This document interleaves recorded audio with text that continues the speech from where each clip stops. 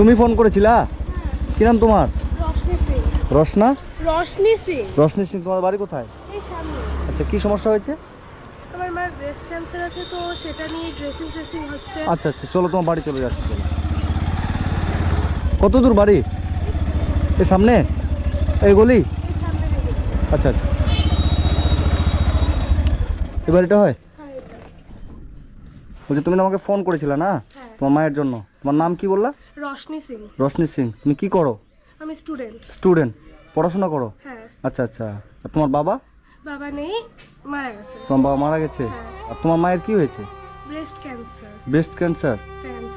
ক্যান্সারটা ধরা পড়েছে 1 মাসের মতন হলো। হ্যাঁ। তার আগে অ্যাকচুয়ালি কিছু মাস আগে হ্যাঁ। একটা টিউমার টাইপের ছিল, সেটার আচ্ছা, জন্য আচ্ছা। ডক্টরও দেখানো হয়েছিল। আচ্ছা, মাসিমা ভালো আছেন? আচ্ছা, হ্যাঁ নমস্কার। বলছি আপনার মেয়েটা তো না, আমাকে অনেকদিন ধরেই ফোন করছে, আমি আসতে পারছিলাম না। তো যাই হোক, আপনার তাহলে সে সমস্যাটা, আপনার তো বয়সও বেশি হয়নি মনে হয়। 35? 35 বছর বয়স আপনার, মানে 35 বছর বয়স, সেই বয়সে আপনার ধরা পড়লো। ছোট এতটুকু একটা গুটি হয়েছিল, বুঝতে পারলে? আচ্ছা, বুকের মধ্যে? বুকের মধ্যে আমি স্নানের সময় বুঝতে পারি। আচ্ছা। তো ওটা আস্তে আস্তে দেখছি একটু বড় হচ্ছে, তো আমি মানে কয়েকজনকে দেখাই আর কি, হ্যাঁ। আশেপাশে যারা আছে ওনাদেরকে দেখাই, যেখানে ডিউটি করতাম হ্যাঁ। ওই কাকিমা। আপনি কি কাজ করতেন? ট্রান্সপোর্টে ওখানে ম্যানেজারের কাজটা আচ্ছা, ট্রান্সপোর্ট আপনি ম্যানেজার একটা কাজ, মানে একটা ভালো কাজ করতেন আপনি। মানে কত করে বেতন পেতেন? বেতন বেশি ছিল না, আচ্ছা, 5,000 এর মতো। 5,000 টাকা বেতনে একটা কাজ করতেন এবং 2 মেয়েকে মানুষ করতেন, না এক মেয়েকে? এক মেয়ে। আর এক মেয়ে তো আপনার মায়ের কাছে থাকে, মানে এই মেয়েকে আপনি পড়াশোনা করাতেন, সে একটা জায়গায় চাকরি করে 5,000 টাকা মাস পেতেন। আর 5,000 মাস পেতাম, টিউশন পড়াতাম। আবার বাড়িতে টিউশন পড়াতেন? আপনি পড়াশোনা কতটা করেছেন? আমি 9 পাস। মানে ক্লাস 9 অবধি আপনি পড়েছেন, কিন্তু সংসার চালানোর জন্য আবার বাড়িতে টিউশনই পড়াতেন, আর একটা ট্রান্সপোর্ট কোম্পানিতে কাজ করতেন। আচ্ছা, তারপরে এবার আমি শুনলাম যে আপনাদের একটা নাকি দোকান ছিল, নিজের দোকান, সেই দোকানটা আপনারা বিক্রি করে দিয়েছেন। এই অপারেশন এই অপারেশনের জন্য একটা দোকান বিক্রি করে দেওয়ার পরে আপনার একটা অপারেশন হলো, কিন্তু অপারেশনটা মানে একটা জায়গায় আপনার টিউমার হয়েছে, আরেক জায়গায় সেই জায়গাটা কাটেইনি, তার নিচে কেটেছে, কি বের করেছে কেউ জানে না। মানে আপনার এই জায়গাটা টিউমার হয়েছে, এই জায়গাটা না কেটে নিচে কেটে ডাক্তার অপারেশন করেছে, বলছে হয়ে গেছে। তো হয়ে যাওয়ার পরে এখন আপনার সেই জায়গাটা ইনফেকশন হয়ে একদম ক্যান্সারে আপনার পরিণত হয়েছে, ব্রেস্ট ক্যান্সার। ইনি কাকিমা, বোনটার মা, তো ইনার একটা টিউমার হয়েছিল বুকের মধ্যে। তো ইনি ডাক্তারের কাছে যায়, ডাক্তার অপারেশন করে দেয়, মানে ভুল অপারেশন, মানে হয়েছে আরেক জায়গায়, অপারেশন করে দিয়েছে আরেক জায়গায়, সেটা ইনফেকশন হয়ে বর্তমানে এখন হয়ে গেছে ব্রেস্ট ক্যান্সার। তো সেটা অপারেশন করেছে আমাদের রায়গঞ্জের নামিকরা একটা নার্সিংহোমে।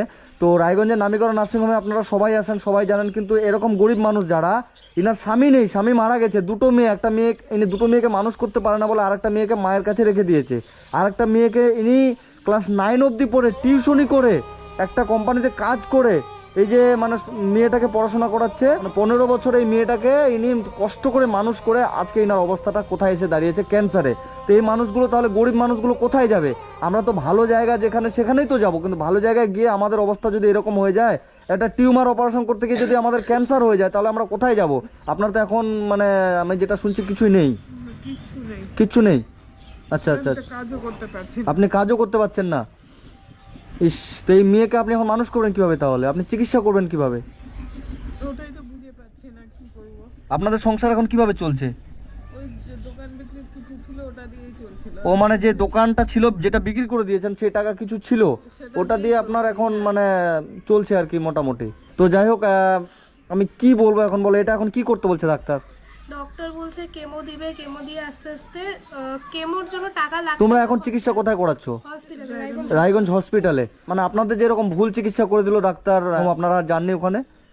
না আমি যাইনি, মানে আপনি গরিব মানুষ, ওখানে গিয়ে তো আপনি কথা বলতে পারবেন না। পারবো না আমি কি। মানে আমরা গরিব মানুষ, এই যে ইনারা গরিব মানুষ, এই যে ইনার একটা মেয়ে আছে, যুবতী মেয়ে, 2 বছর পর মেয়েকে বিয়ে দিতে হবে, ইনি মা টিউশনি করে মেয়েকে মানুষ করছিল, সেই মায়ের আজকে ক্যান্সার হয়ে গেছে একটা ডাক্তারের ভুল চিকিৎসার জন্য। ডাক্তার মানে টিউমার অপারেশন করতে গিয়ে মানুষটাকে অন্য জায়গায় অপারেশন করে ইনফেকশন করে দিয়ে এখন ব্রেস্ট ক্যান্সার করে দিয়েছে। তো এই মেয়েটাকে উনি এখন কি করে মানুষ করবে? এই মেয়ে ক্লাস 9-এ পড়ে, ইনি টিউশনি কি করে পড়াবে, সংসার কিভাবে চলবে, এবং ইনার ক্যান্সারের কেমো দিতে হবে, সে চিকিৎসা কি করে করবে?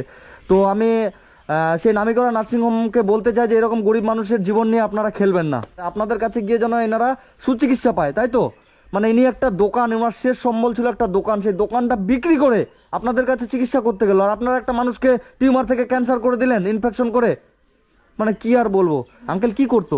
উনি বাসে কন্ট্যাক্টে বাসের কন্ট্রাক্টর তো মারা গেছিল কিভাবে, কতদিন আগে? লিভার জন্ডিস হয়। ওনার লিভারে জন্ডিস হয়েছিল, কতদিন আগে মারা গেছিল উনি? ও 1 বছরের। আচ্ছা, ওর যখন 1 বছর বয়স, তাহলে আপনি তো একদম ইয়ং বয়সে বিধবা হয়ে গেছেন।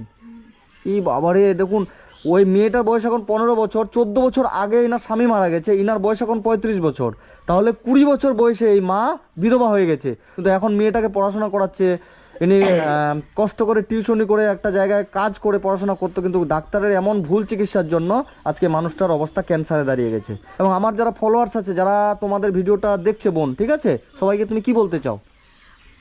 আর কিছু না, জাস্ট আমার মা যাতে ঠিক হয়ে যায়, আমাদের পাশে একটু দাঁড়াও, এটাই। আমার মা ঠিক হয়ে গেলে আমি জানি আমাদের আর কোনো কষ্ট হবে না। আমার মা ঠিক হয়ে যাক, এটুকুই চাই। এই মা মেয়ের মধ্যে মা, মানে আমার খারাপ লাগছে শুনে, আমাদের প্রত্যেকটা মা জীবন যুদ্ধে কতটা যে লড়াই করে আমাদের মতো ছেলে মেয়েকে মানুষ করার জন্য। এই মা ক্লাস 9 অবধি পড়ে ইনি বাড়িতে টিউশনই করাতেন এই বাচ্চাটাকে মানুষ করার জন্য। এই মা একটা কোম্পানিতে 5,000 টাকা মাসে কাজ করতেন, এই মায়ের রোজগারে সংসার চলতো, কিন্তু একজন ডাক্তারের ভুল চিকিৎসার জন্য এই মা আজকে ক্যান্সার হয়ে গেছে। তো যাই হোক, আমি বেশি কিছু দিতে পারছি না, আমার কাছে এখানে যে কিছু টাকা আমি তোমাকে দিলাম, ঠিক আছে, এখানে 2000 টাকা আছে, আমি আমার তরফ থেকে দিয়ে গেলাম। যারা যারা ভিডিওটা দেখছেন, আপনারা প্রত্যেকে ভিডিওটা শেয়ার করবেন, এই মাকে যেন আমরা বাঁচাতে পারি, এই বোনটার পাশে যেন আমরা দাঁড়াতে পারি। 14 বছর বয়সে, 15 বছর বয়সে এই বোনটা। তো কাকিমা, আপনি কিছু বলবেন? আমার অনুরোধ যে আপনারা আমার পাশে দাঁড়ান, যে আমি মেয়েটাকে নিয়ে বাঁচতে পারি, আগের মতন একটু সুস্থ হতে পারি। এই মা আপনাদের কাছে অনুরোধ করছে, এই মেয়েটাকে নিয়ে, ইনি সুস্থ হতে চায়, ইনি বাঁচতে চায়, ইনার স্বপ্ন বাঁচবে, ইনি মেয়েটাকে সংসার করাবে, মেয়েটাকে বিয়ে দিবে, মেয়ে নিয়ে মানুষ হবে। ইনার তো এখন 35 বছর বয়স, জীবনটা কিছুই হয়নি, কিন্তু সামান্য একটা ডাক্তারের ভুল চিকিৎসার জন্য জীবনটা ইনার আজকে মৃত্যু সজ্জায়, ইনার আজকে ক্যান্সার। আপনি কান্না করবেন না, আমরা আপনার পাশে আছি। ওর এডুকেশনটা খুব ভালো হয় বলে আমি সারদা বিদ্যা মন্দিরে দিয়েছি। আচ্ছা, আপনি একটা ভালো স্কুলে মেয়েকে পড়াচ্ছেন, মেয়েকে পড়াচ্ছি, কষ্ট করে হলো ভালো স্কুলে আপনি পড়াচ্ছেন। আমি বাড়ি ঘর সব ছেড়ে দিয়েছিলাম, কিচ্ছু করছিলাম না, শুধু মেয়ের পিছনে ফোকাস করছিলাম। অপারেশন করে আমি সুস্থ হতে চেয়েছিলাম, যে সুস্থ হয়ে আমি মেয়েকে এইচএসটা দেওয়াবো। আচ্ছা আচ্ছা আচ্ছা। কিন্তু এখন যে এত অসহায় হয়ে পড়েছি, আমি কিছু বলতে পারছি না।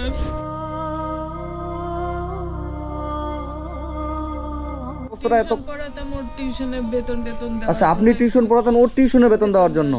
ইস, স্কুলের বেতন দেওয়ার জন্য আমার খারাপ লাগছে। তো যাই হোক, আপনারা যে যেখান থেকে ভিডিওটা দেখছেন, আপনারা বেশি বেশি করে শেয়ার করবেন। এই মাকে যেন আমরা সুস্থ করে তুলতে পারি, এই মা যেন আবার আগের মতো সুস্থ হয়ে মেয়েকে সঠিকভাবে ওনার স্বপ্ন উনি পূরণ করতে পারেন, যে ওনার মেয়ে এইচএসে ভালো রেজাল্ট করবে, মাধ্যমিকে ভালো রেজাল্ট করবে। সেই জন্য এই মা নিজে টিউশনি করে মেয়েকে টিউশনি পড়ায়। আমাদের ভালোবাসা থাকবে আপনাদের প্রতি, আপনার মেয়ের প্রতি, আপনার প্রতি, যেন আপনি সুস্থ হয়ে আপনার মেয়েকে ভালোভাবে পড়াশোনা করাতে পারেন, আপনার স্বপ্ন যেন পূরণ হয়। ঠিক আছে, আমি আসছি, ভালো থাকবেন, ঠিক আছে।